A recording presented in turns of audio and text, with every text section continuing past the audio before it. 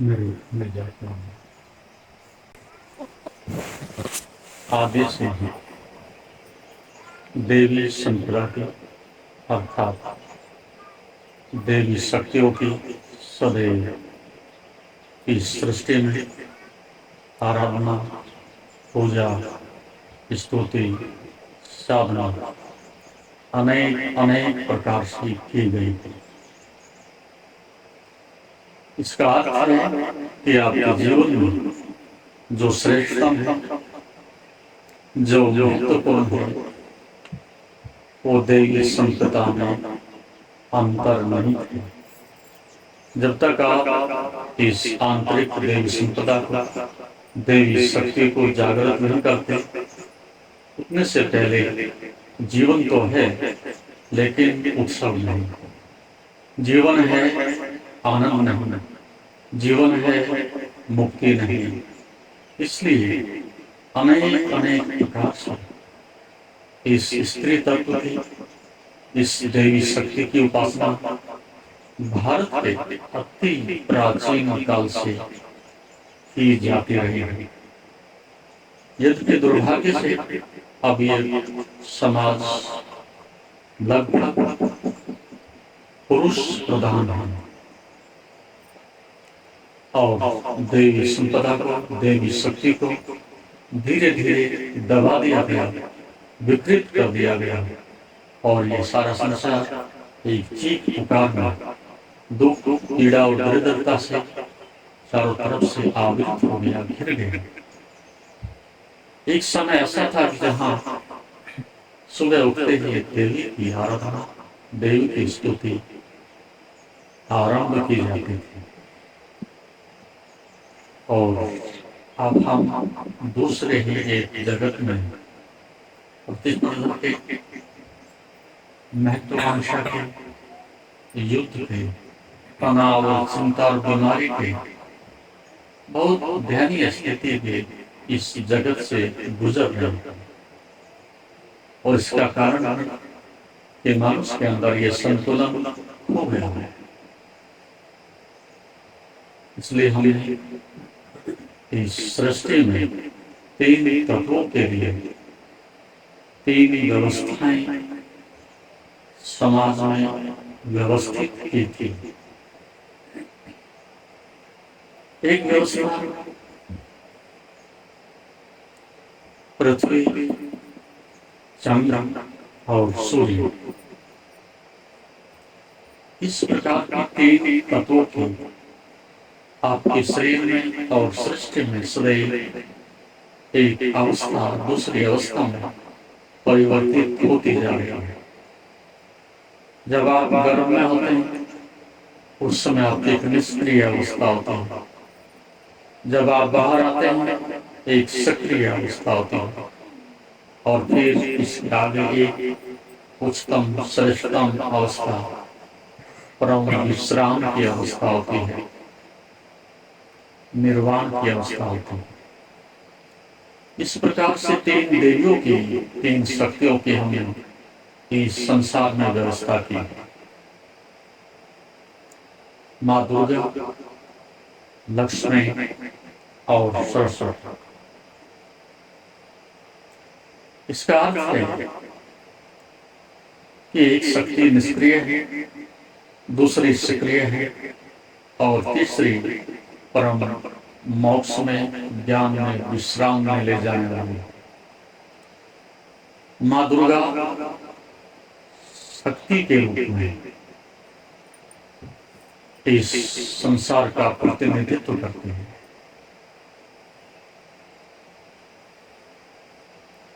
और इसलिए पृथ्वी उसका प्रतीक है, पृथ्वी उसका वाहन है और पृथ्वी से मानव सदैव शक्ति ग्रहण करता रहा। इसलिए वो निष्क्रिय है और शांत है, इसलिए अत्यंत शक्तिशाली है। जो शांत, निष्क्रिय है और सदैव ग्रहणशील है, उसमें शक्ति की उपासना, शक्ति की ग्रहणशीलता सदैव बढ़ती चली जाती है। इसलिए पृथ्वी सदैव ग्रहणशील है, सहनशील है, इसलिए वे शक्तिशाली है। इसलिए जिनको शक्ति चाहिए, सहनशीलता चाहिए, ग्रहणशीलता चाहिए, उनको माँ दुर्गा की उपासना करनी होती है। अभी आपने नव दुर्गे नवरात्र जो आप मना रहे हैं, इसमें 3 चरणों में इसको इसी प्रकार से बांटा गया है। प्रथम 3 दिन माँ दुर्गा के हैं, जिसमें सहनशीलता, ग्रहणशीलता मनुष्य के अंदर प्रवेश करती है। एक आधारभूत से शरीर के तल पर, और ऐसे ही पृथ्वी के तल पर, पृथ्वी तत्व शक्ति का प्रतीक है। इसी प्रकार से आपके शरीर में ये स्थूल शरीर और इसके अंदर द्वारा शक्तियों को ग्रहण करने के साधन है। इसलिए इसको हम निष्क्रिय तत्व कहते हैं। स्त्री तत्व का पहला तत्व निष्क्रिय है। फिर एक दूसरा सक्रिय आयाम होता है, उसमें हम सूर्य की उपासना करते हैं, और सूर्य का अर्थ है रजोगुण। उसमें हम दूसरे चरण में माँ लक्ष्मी की आराधना करते हैं। माँ लक्ष्मी तेजस्वी है, सक्रिय है, और इसलिए उस पौरुष तत्व से, उस सक्रियता से, उस तेजस्विता से, उस पुरुषार्थ से, उस रजोगुण की प्रधानता से मनुष्य के अंदर धन को प्राप्त करने की सामर्थ्य पैदा होती है। जितना व्यक्ति रजोगुणी होता है, उस बल के साथ संसार में बाहर दौड़ता है, वह धन को प्राप्त करता है, यश को प्राप्त करता है, कीर्ति को प्राप्त करता है। ये दूसरा सूर्य तत्व रजोगुण के रूप में माँ लक्ष्मी के रूप में आपके अंदर प्रकट होता है।